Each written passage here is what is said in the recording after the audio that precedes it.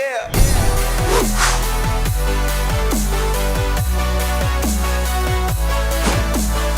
Welcome back to the Gridiron Expert.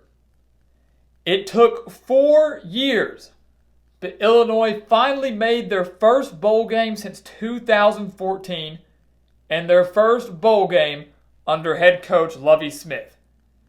And the Fighting Illini have a very good chance to make it to back-to-back bowl games as they return a very experienced team from that 2019 squad. They return 9 starters on offense, 5 starters on defense, and will be led by their quarterback in Brandon Peters, who becomes the first returning quarterback under Lovie Smith, the first returning starting quarterback during the Lovie Smith era. And he put up solid numbers in 2019. Over 1,800 yards, 18 touchdowns to just 8 interceptions, leading an offense that scored 26.7 points per game. He does return his top wide receiver, though, in Josh Imatorbhebhe, the transfer from USC, who had a great season last year as the leading receiver for the Fighting Illini. Mike Epstein should be back at running back after tearing his ACL in the season opener last year, and they do land the transfer tight end Luke Ford, who was finally eligible after that big NCAA debacle.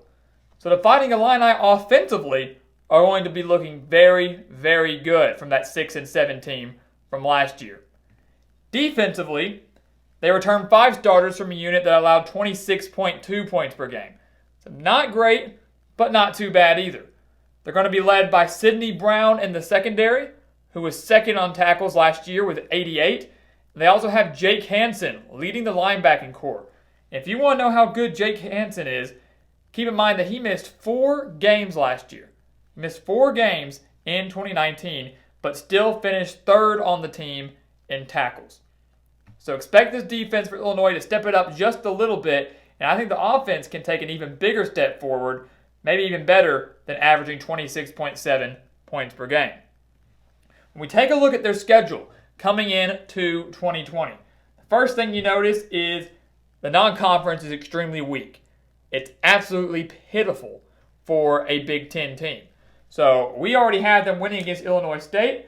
I do think they defeat UConn, who they beat 31-23 last year, so closer than expected, but a UConn team that allowed 40 points per game on average in 2019 and is now a member of the Independents, no longer a member of the American Athletic Conference.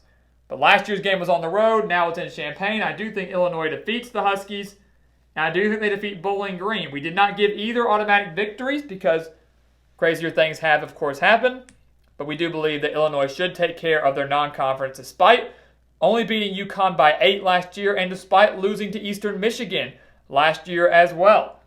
But Illinois starts 3-0. That's the first thing you see is how weak the non-conference is. The second thing you see is that if Illinois wants to make a return trip to the postseason, if they want to hit that 6-win threshold, they're probably going to have to clinch those 6 wins within their first 7 games because their final 5 are extremely difficult. Ohio State, at Indiana, Iowa, at Wisconsin. Those are some very talented teams, and don't sleep on that road game against Northwestern, who despite going 3-9 last year, beat Illinois 29-10. So that's going to be the key for Lovie Smith. Even though they have a lot of experience, a bowl game is not guaranteed. We have them at 3-0 going into their bye week before the road game at Rutgers. This is a team that Illinois defeated 38-10 last year. So you would think that this would be a pretty easy win for the Fighting Illini. As the great Lee Corso says, not so fast. Yes, they won by 28 last year, but this game against the Scarlet Knights in Champaign was tied at 10 going into halftime. Rutgers came out in the second half, had too many turnovers, too many mistakes that resulted in defensive touchdowns and great field position for Illinois, which let them pull away to win by 4 touchdowns. But Greg Schiano is back. Rutgers is going to rely more on their run game going up against an Illinois defense that allowed almost 200 rushing yards per game last year. And I think the Scarlet Knights snap what will by then probably be a 22-game Big Ten losing streak. And I think they snap that with Greg Schiano and get a win. Illinois gets their first loss of the season at Rutgers. And you don't want to be the team that loses to Rutgers. I get it. But someone's got to be the victim here. And I think last year's game was relatively competitive until Rutgers made those mistakes. I think Greg Schiano cleans that up. I think their defense steps it up just a little bit. And Illinois takes their first loss to the Scarlet Knights. It's going to shock everybody, but I think it can happen. I didn't think they lose on the road to Nebraska.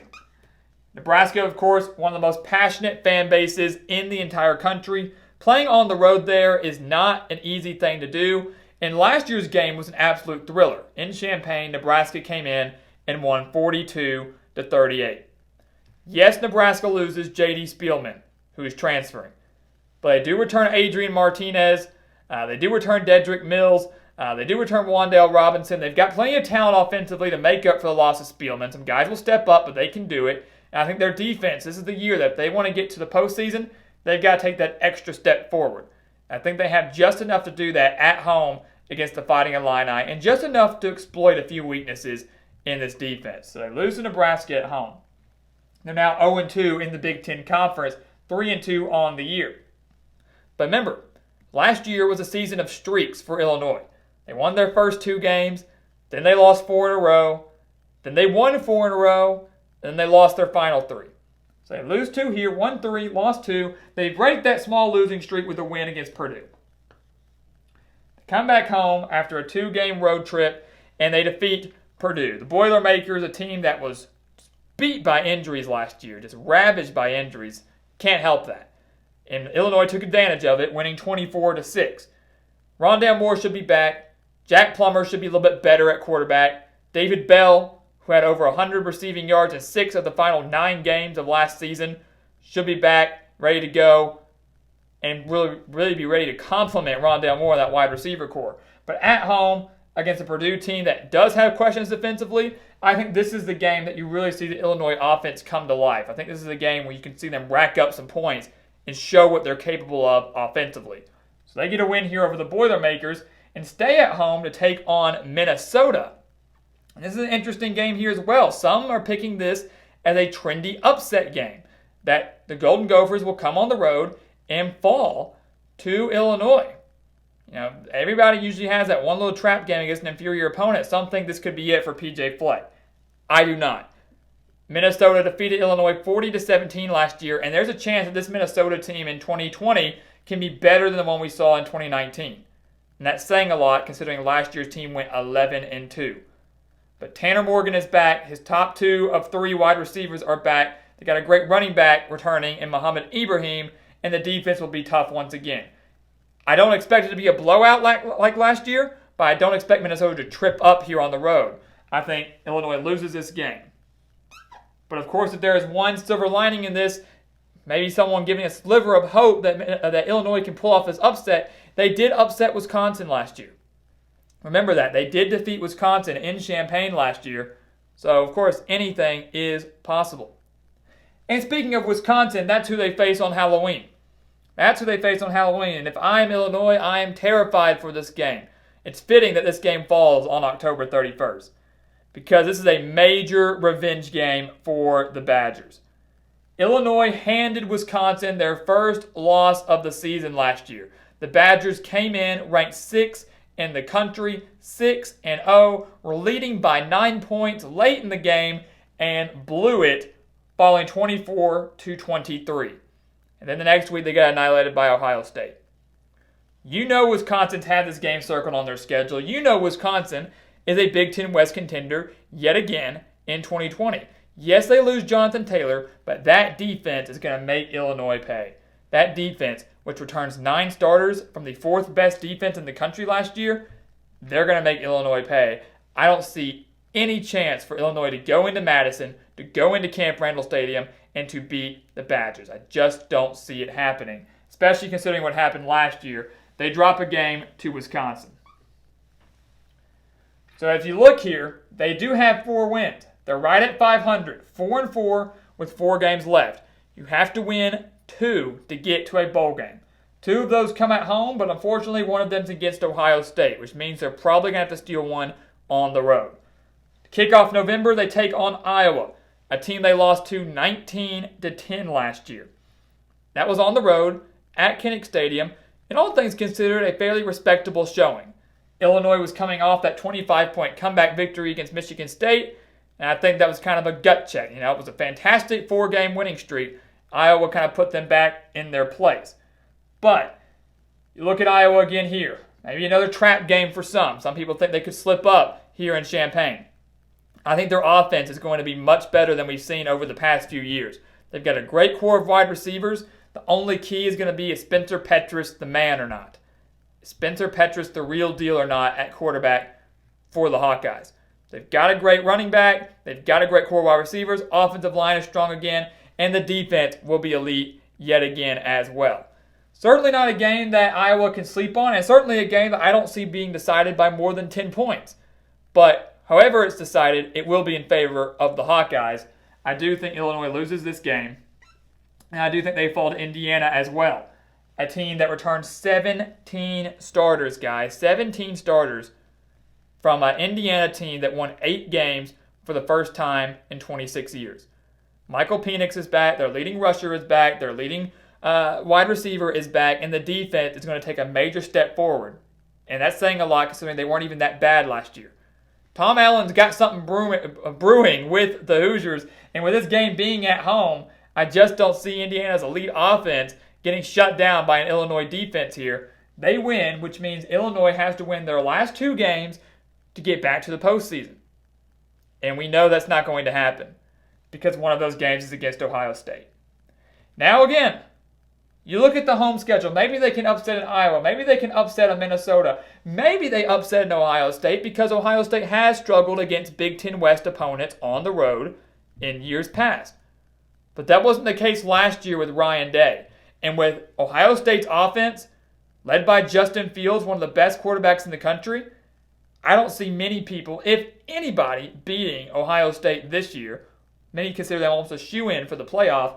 I don't see them slipping up to Illinois, especially this late in the season. The only thing they have going for them, for Illinois, only thing they can hope for is maybe some injuries. Maybe Ohio State is depleted, or maybe the Buckeyes overlook this game because they know they have Michigan in the season finale. But I don't think either happens. I think Illinois drops this game, which means they're out of bowl contention. All they have left to play for is pride, and maybe they can get a little bit revenge over Northwestern, who went 3-9 last year, as we mentioned, but somehow came on the road to Illinois and beat them 29-10. A team that averaged just barely over 16 points per game came into a team that was 6-5 and beat them by 19 points at their house. But Northwestern is going to be a lot better than last year. Their defense is going to be great again. 9 starters returning from a unit that wasn't that bad last year considering the record. Peyton Ramsey comes in from Indiana, getting a huge transfer quarterback there. The running backs return, the wide receivers return. Expect Northwestern to contend for yet another postseason appearance after the worst season in Pat Fitzgerald's career. This game's on the road. Illinois wants revenge. I don't think they get it. They fall to the Wildcats, which means they finish 2020 at 4-8. Now, for some, this will seem ridiculous. 4-8, that's ridiculous. A loss to Rutgers, that is ridiculous. Let's put some things in perspective here, too. We mentioned the streaks last year for Illinois. This Fighting Illini team that went 6-6 in the regular season last year very well could have been 4-8. They didn't defeat Wisconsin, and they didn't come back down 25 on the road against Michigan State. Fighting Illini are 4-8, and they're not going bowling. So the talent is there, sure, but they almost didn't make it last year, and the schedule to me this year does not line up for them. Maybe they snag a win over Rutgers. Okay, now you're 5-7. Who do you beat after that? Do you upset Minnesota? Do you upset Iowa? To me, those are the only other winnable games on this schedule for Illinois, maybe with the exception of the road game at Nebraska. Lovie Smith surprised us all last year. Maybe he can do it again this year in 2020, but for now, I'm not seeing it. Despite the returning talent, I think the Fighting Illini take a major step in the wrong direction. So guys, thank you so much for watching us here at the Gridiron Expert on YouTube. Make sure to continue to like, comment, and subscribe. Check out everything we have for you down in the description below, where we have exclusive college football news, content, and offers that you do not want to miss. And once again, as always, thank you so much for watching, and we'll see you next time right here on the Gridiron Expert.